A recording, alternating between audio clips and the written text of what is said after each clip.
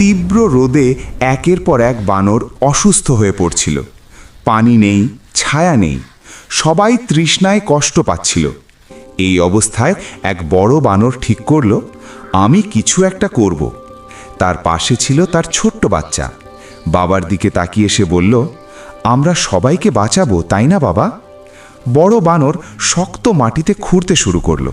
রোদে শরীর পুড়ে যাচ্ছে, তবুও সে থামল না। ছোট বানরটাও বাবার সাথে মাটি খুঁড়তে লাগলো। অনেক কষ্টের পর মাটির নিচ থেকে পানি বেরিয়ে এলো।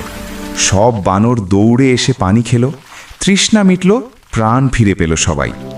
বড় বানর দূরের পাহাড় থেকে বরফ নিয়ে আসার সিদ্ধান্ত নিল। সে কাঁধে করে ভারী বরফ নিয়ে এলো।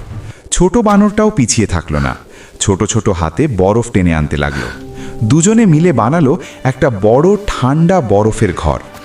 এক এক করে সব বানরের জন্য ঠান্ডা আর শান্ত ঘর তৈরি হয়ে গেল। সবাই খুশিতে লাফাতে লাগলো। জঙ্গলে আবার হাসি ফিরল।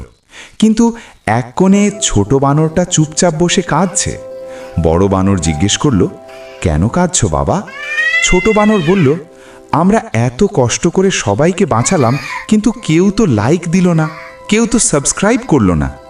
যদি গল্পটা ভালো লাগে তাহলে ছোট বানরটার মুখে হাসি ফেরাতে একটা লাইক আর একটা সাবস্ক্রাইব তো করাই যায়, তাই না?